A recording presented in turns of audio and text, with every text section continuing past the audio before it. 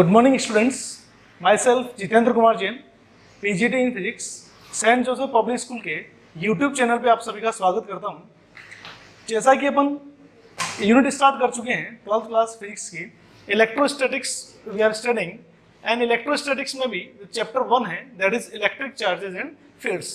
Last videos में, last classes में हम इससे रिलेटेड बहुत सारी चीज़ें देख चुके हैं, चार्जेस के बारे में और इन सब के बारे में।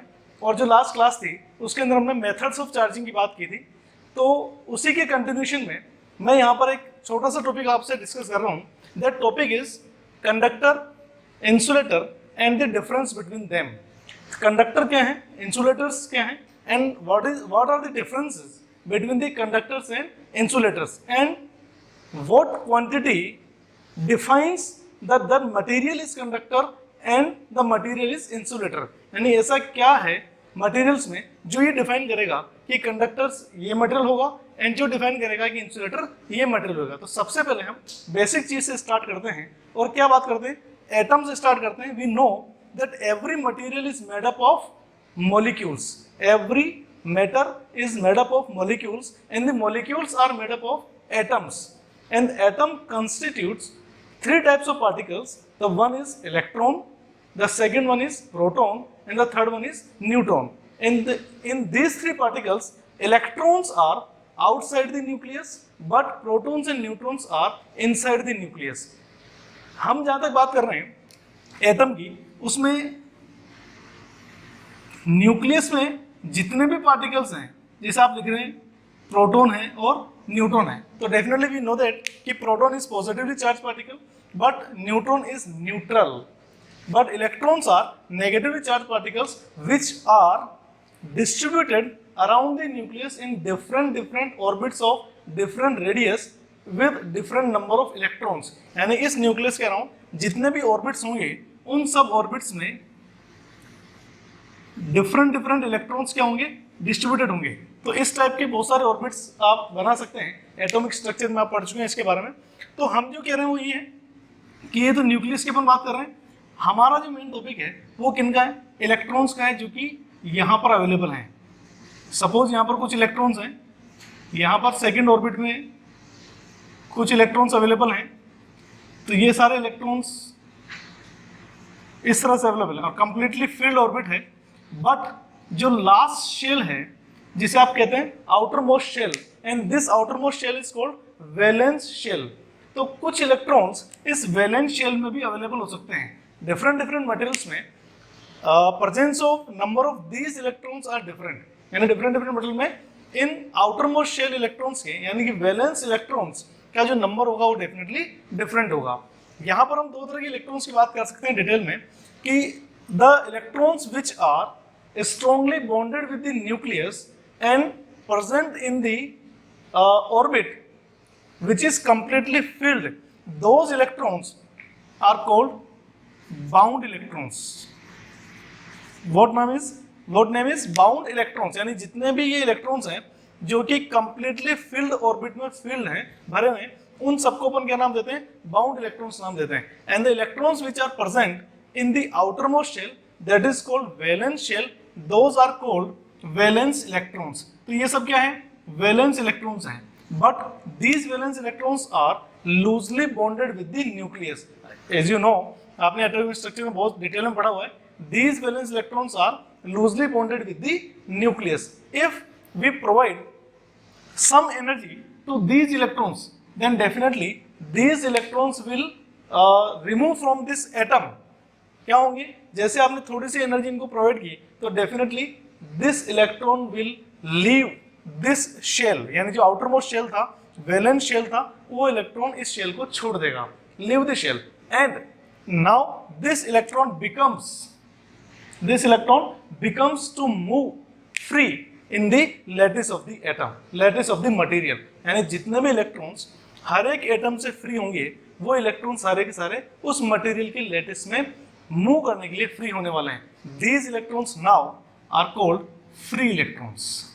क्या बोलेंगे इनको, these electrons are now called free electrons. तो आपके पास क्या हुआ कि दो टाइप के इलेक्ट्रॉन्स की हमने बात की, बाउंड इलेक्ट्रॉन्स। डेफिनेटली हम इन बाउंड इलेक्ट्रॉन्स को बहुत इजीली फ्री नहीं कर पाएंगे, हम केवल किनको फ्री कर सकते हैं इजीली, जो कि वैलेंस इलेक्ट्रॉन्स हैं, वैलेंस शेल में प्रेजेंट जो इलेक्ट्रॉन्स हैं उनको फ्री कर सकते हैं। जैसे ये वैलेंस शेल को छोड़ेंगे, लीव करते हैं, वैसे ही क्या होगा, ये फ्री इलेक्ट्रॉन बन जाता है। These free electrons are responsible for the conduction of the electricity. यानी कि हम जो मटेरियल को कैटेगराइज कर रहे हैं कंडक्टर्स और इंसुलेटर्स के बीच में, वो डेफिनेटली किसके बेसिस पे कर सकते हैं, फ्री इलेक्ट्रॉन्स के बेसिस पे कर सकते हैं। ये छोटा सा कॉन्सेप्ट आपको ध्यान में रखना है। Now we define the conductors and insulators. First, conductor किसके बेसिस पे बात करेंगे हम, we will talk on the basis of free electron, presence of the free electrons, and the definition is very simple. Conductor is defined as the material which conduct the electricity. This is very simple definition, but now the advanced definition is what, the conductor is the material in which free electrons are present. अब अपन क्या बोलेंगे, हमें free electron का concept clear है, then we can say conductor वो material होंगे जिनमें free electrons present हैं, and those free electrons are responsible for the conducting electricity. यानी करंट को फ्लो करने के लिए जो रेस्पॉन्सिबल होंगे, चार्जेस को फ्लो करने के लिए जो रेस्पॉन्सिबल होंगे, those materials are called free, those electrons are called free electrons. और जिन मटेरियल्स में फ्री इलेक्ट्रॉन्स प्रेजेंट हैं, only and only those materials are called conductors. Clear है? तो definition is what, the material which can which consist free electron by which they can conduct the electricity, they can flow the current, they can flow the charges, then definitely those materials are called conductors.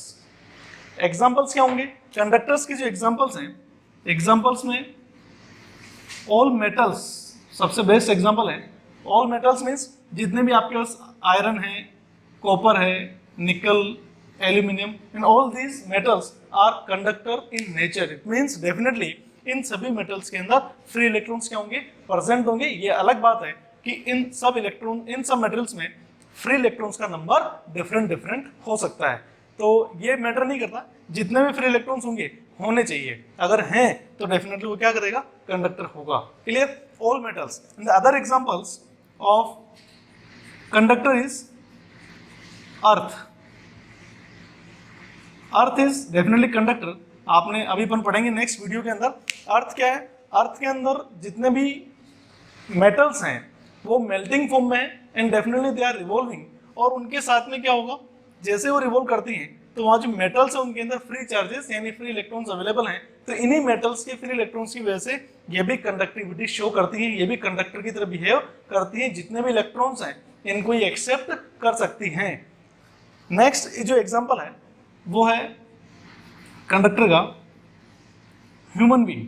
Human being का means हम लोग, हम जितने भी लोग हैं वो definitely कैसे हैं, कंडक्टर है। बिकॉज इसका रीजन क्या हुआ कि आपके अंदर, हमारे अंदर ब्लड फ्लो होता है, और ब्लड के अंदर एक कंपोनेंट होता है हीमोग्लोबिन, और वो जो कंपोनेंट है वो डेफिनेटली आयरन से फॉर्म्ड है, और आयरन वहाँ पर क्या होता है, आयोनाइज्ड कंडीशन में होता है। तो वो जो आयंस हैं, आयरन की जो आयंस हैं डेफिनेटली वो उस ब्लड के साथ कंटिन्यूसली बॉडी में फ्लो होते हैं। तो डेफिनेटली वो क्या करते हैं, चार्ज फ्लो करते हैं, कंडक्टिविटी शो करते हैं। इसी तरीके से और एग्जांपल अपन देखें तो जो नॉर्मल वाटर है, दैट नॉर्मल वाटर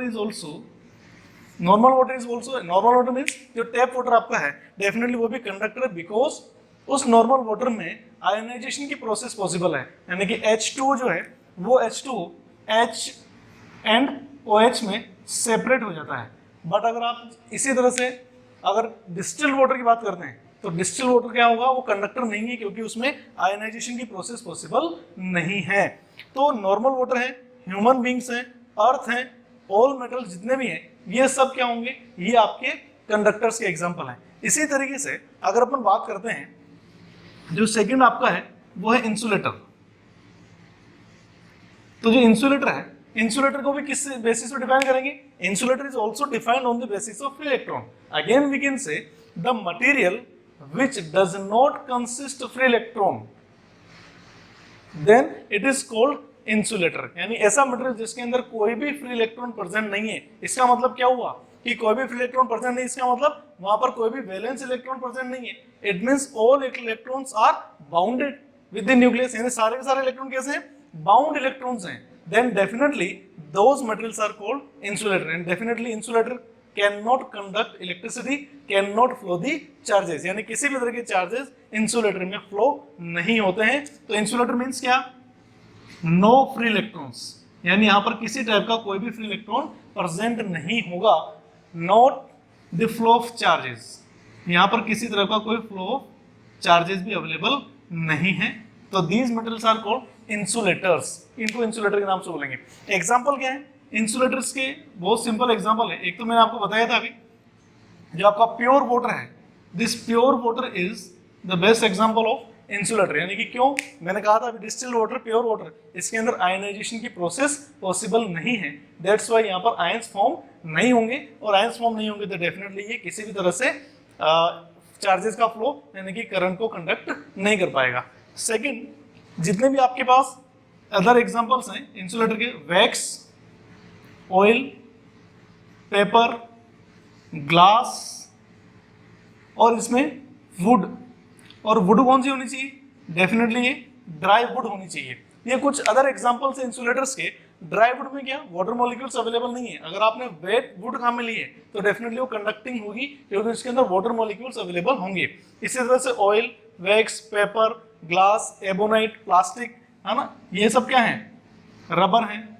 ये सब आपके इंसुलेटर्स के एग्जाम्पल हैं। तो insulators are the materials in which no free electrons are present, they cannot flow the charge, they cannot conduct the current, then these metals are called insulators. And the material which consist free electrons, number different हो सकते हैं different metals के according, different material के according, but definitely they contains free electrons, then they can flow the charge, they can flow the electricity, those materials are called conductors. तो आपको तीन concept ध्यान रखने। सबसे पहला कॉन्सेप्ट अपन ने देखा फ्री इलेक्ट्रॉन का, उसके बाद अपन कंडक्टर का, और उसके बाद इंसुलेटर के। दो चीजें मैं आपको कंडक्टर और इंसुलेटर के बारे में और बताना चाहता हूं जो आपको ध्यान रखनी है, जो अपन ने लास्ट वीडियो में डिस्कस की थी कि अगर हम किसी भी कंडक्टर को, if you are giving the excess charge to the conductor, excess charge to the conductor means ये आपका स्फेरिकल कंडक्टर है, if you are giving the excess charge to the conductor, then this is definitely, these charges will uniformly distributed over the surface of the conductor. ये ध्यान रखना है, this property is used many times in this book, in this part. इन इस chapter में बहुत सारी बार हम property को काम में लेंगे। क्या प्रॉपर्टी है कि if we are giving the excess charge to the conductor, ये आपका कंडक्टर है, then definitely these excess charge will uniformly distributed over the surface of the conductor. But अगर यही काम हम इंसुलेटर के साथ करते हैं, अगर आपका ये स्फीयर कैसा है, इंसुलेटर है, तो इस कंडीशन में क्या होगा कि आपने जिस पोजीशन पे चार्ज दिया है, जिस प्लेस पे चार्ज दिया है, charge will remain at the same place. यानी अगर हमने इसको यहाँ दिया है तो डेफिनेटली चार्ज यहीं कलेक्ट रहेगा, आपने चार्ज यहाँ दिया है तो चार्ज यहीं पर कलेक्ट रहेगा। This charge will not uniformly distributed over the surface of insulator. तो ये ध्यान रखना है, इंसुलेटर और कंडक्टर में ये डिफरेंस है। एक डिफरेंस कौन सा, फ्री इलेक्ट्रॉन्स प्रेजेंट है, इसमें फ्री इलेक्ट्रॉन नहीं है। सेकंड, इस तरह के चार्जेस यूनिफॉर्मली डिस्ट्रीब्यूटेड होंगे कंडक्टर पे, बट इंसुलेटर में ऐसी कोई प्रोसेस यहाँ पर नहीं होती है। एग्जांपल्स अपन डिस्कस कर चुके हैं काफी सारे, तो ये चीज आपको ध्यान रखनी, कंडक्टर और insulator. Third type of material भी होता है जिनको अपन बात करते हैं सेमीकंडक्टर के नाम से, तो ये आपके सिलेबस में है, इसको अपन डिटेल में वहां पर पढ़ेंगे। जाहिर सी बात है कि कंडक्टर है तो इनकी कंडक्टिविटी ज्यादा ही होगी, और जो इंसुलेटर्स हैं इनकी कंडक्टिविटी बहुत ही मिनिमम होती है, बहुत ही नल होती है, जीरो होती है, हम ये कह सकते हैं। ठीक बात, इन चीजों को आप ध्यान रखेंगे। नेक्स्ट वीडियो में, नेक्स्ट क्लास में हम एक छोटा सा टॉपिक को डिस्कस करेंगे अर्थ के बारे में, कि अर्थिंग किस तरह से की जाती है, और फ्यूज वायर, इनके बारे में अपन बात करेंगे। यहाँ तक कि आपको ध्यान रखना है। Thank you.